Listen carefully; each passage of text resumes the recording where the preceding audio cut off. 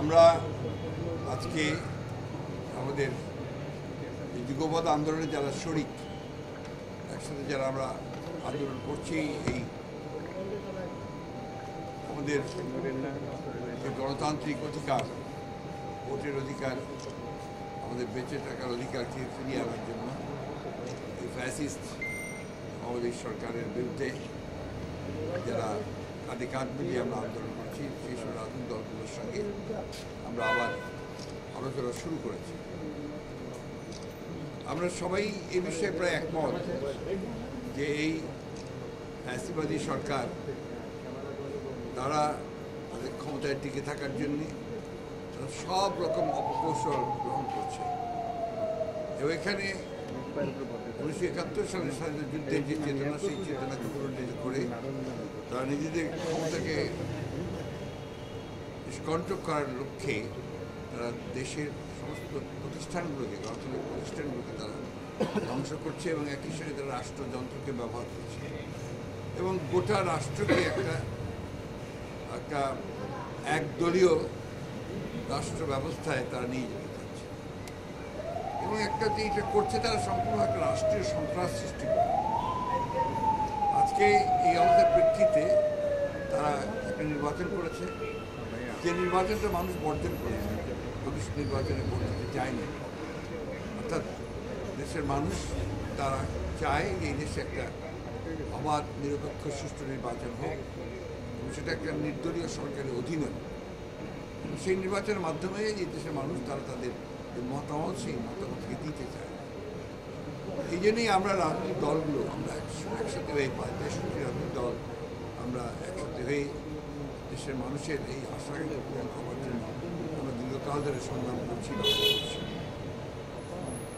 আমরা জানি যে এই সরকার সমস্ত রাষ্ট্র ক্ষমতাকে দখল করে বেআইনিভাবে রাষ্ট্রযন্ত্রকে ব্যবহার করে আজকে সে জোর করে বসে আছে। ইতিহাস বলে যে এইভাবে জোর করে ক্ষমতা দখল করে বেশি দিন টিকে থাকা যায় না। কিছুদিন হয়তো টিকে থাকা যায়, মানুষের কষ্ট হয়, এর তারা করছে এটা অন্যায়ভাবে নির্যাতন, নিপীড়ন, হত্যা, খুন, জখম করে আজকে তারা এই ভয়ে একটা ত্রাসের একটা আবহাওয়া সৃষ্টি করেছে, সেটা দিয়ে তারা ক্ষমতায় টিকে থাকতে চায়। আজকে তাদের দুর্নীতি, তাদের অনিয়ম, তাদের স্বজনপ্রীতি এমন একটা জায়গায় গিয়ে পৌঁছেছে যে এখন সবই সচেতন মানুষ যারা আছেন তারা সবাই বলছেন এটা একটা মাফিয়া রাষ্ট্রে পরিণত হয়েছে এবং এই ক্ষমতাকে টিকিয়ে রাখার জন্য তারা নতুন নতুন নির্বাচনের কৌশল বের করে। দামি ইলেকশন করে, কখনো নিশিরাতের ভোট করে, আগের রাতে ভোট করে দেয়, কখনো 154 জনকে বিনা পদ্ধতি ঘোষণা করে দিয়ে ক্ষমতায় যায়। এই অবস্থায় তারা সেই জন্যই আমরা আবারও একটা আলোচনা বসেছি যে আমাদের এটাকে বিশ্লেষণ করা, সেই সঙ্গে আবার ভবিষ্যৎ কর্মপদ্ধতিকে নির্ধারণ করার জন্য আমরা আজকে আলোচনা বসেছিলাম গণফোরাম এবং পিপুলস পার্টির সঙ্গে। আমাদের সঙ্গে উপস্থিত ছিলেন আমাদের গণফোরামের ব্যবস্থা আছে, আপনাদেরকে নাম দেওয়া হয়েছে। আমাদের দাদা সুব্রত দত্ত আছেন গণফোরামের পক্ষ থেকে, এখানে জাকারি আছেন, উনি তার সদস্যরা এসছেন, আপনাদের আমরা এই দেশের এই অবস্থা, বর্তমান অবস্থা, আমাদের যারা একসাথে যুগপৎ আন্দোলন করছি তাদের ভবিষ্যৎ কর্মসূচি, কর্মপদ্ধতি, এই বিষয়গুলো নিয়ে আমরা কথা বলছি। আমি এখন অনুরোধ করবো যে আমাদের গণফোরামের সাধারণ সম্পাদক অ্যাডভোকেট সুব্রত চৌধুরী তিনি তার ধন্যবাদ। প্রিয় সাংবাদিক বন্ধুগণ, আমরা মনে করার কোনো কারণ নাই যে আমরা আন্দোলনের ধারাবাহিকতা রক্ষা করছি না। আপনারা ইতিমধ্যেই দেখেছেন যে আবার নতুন উদ্যমে আমরা শুরু করতে যাচ্ছি। বর্তমান স্বৈরাচার সরকার, অবৈধ সরকার, জবরদস্তিমূলকভাবে ক্ষমতা দখলকারী সরকার উন্নয়নের মহাকাব্য রচনা করে আমাদের প্রিয় মাতৃভূমিকে ধ্বংসের পর্যায়ে নিয়ে গেছে এবং একটা মহাদুর্যোগ, মহাবিপর্যয়ের মধ্যে আমরা আছি। আপনারা দেখেন আজকে শিক্ষা ব্যবস্থা থেকে শুরু করে অর্থনৈতিক অবস্থা, বাংলাদেশ ব্যাংক সহ অন্যান্য ব্যাংক সেক্টর, শেয়ার বাজার থেকে শুরু করে কোনো জায়গায় তাদের কোনো জবাবদিহিতা নাই। সুশাসন তো দূরে থাক, আইনের শাসন পর্যন্ত নাই। এবং সব কিছু তারা কুক্ষিগত করে এমন একটি রাষ্ট্র এখানে তারা তৈরি করেছে যে এই রাষ্ট্রটা আমাদের নয়। ৭১-এর মহান মুক্তিযুদ্ধের যে স্বপ্ন, সেই স্বপ্নকে বর্তমান আওয়ামী লীগ সরকার ধূলিসাৎ করে দিয়েছে। সুতরাং আমরা দেশবাসীর কাছে আহ্বান জানাচ্ছি আজকের এই মিটিংয়ের মাধ্যমে, আসুন আমরা আবার জেগে উঠি। এই সরকারের পতন অনিবার্য, জনগণকে সাথে নিয়ে আবার আমরা রাজপথে থাকব, আমাদের আন্দোলন আমরা অগ্রসর করে নিয়ে যাব। এটাই হলো আজকে বাস্তবতা এবং আগামী দিনে বিভিন্ন কর্মসূচির মধ্য দিয়ে আমরা জনগণের সামনে আবার উপস্থিত হব। ধন্যবাদ। পিপলস পার্টির চাকারি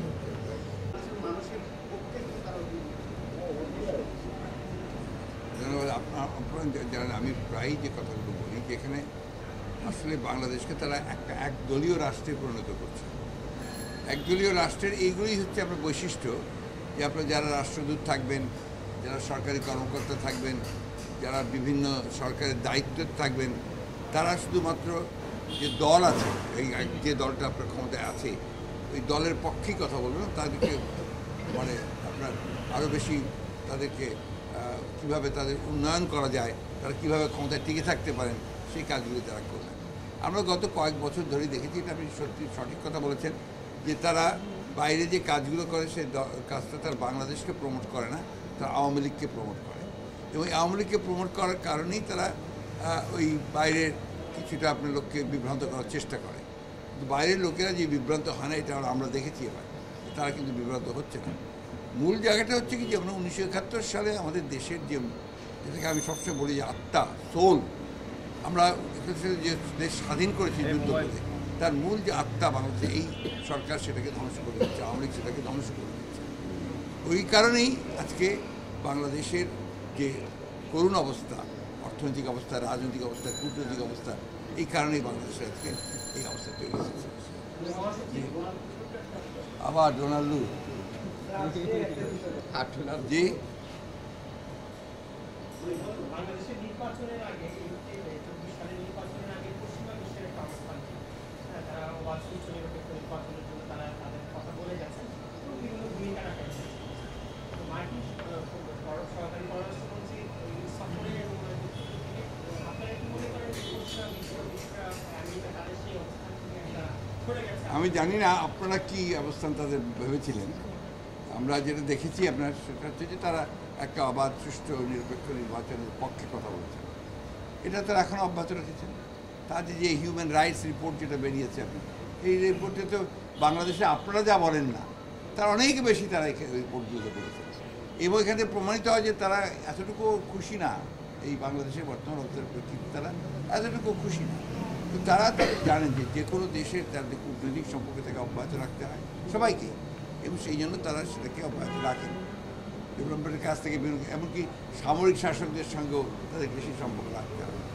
আজকে বাংলাদেশের যে অবস্থা, সেই অবস্থার প্রেক্ষিতে তারা তাদের দেশের প্রয়োজনে যেটা উপকারী মনে করছেন সেটা করছেন, তারা কিন্তু বাংলাদেশের জনগণের বিরুদ্ধে গিয়ে করছেন না, এরকম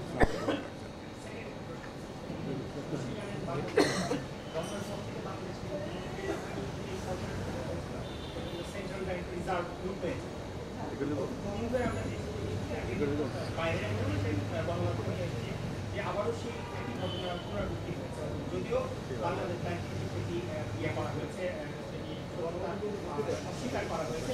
যদিও প্রথমবার যখন এই ঘটনাটা ঘটেছিল তখন কিন্তু আপনার বাংলাদেশ ব্যাংক স্বীকার করেনি, সরকার স্বীকার করেনি, অনেকদিন পরে বিদেশি একটা গণমাধ্যম থেকে এই জানা গেছে। বাংলাদেশের অর্থনৈতিক অবস্থা তো আপনি আপনার বলেন, এই ধরনের সংখ্যা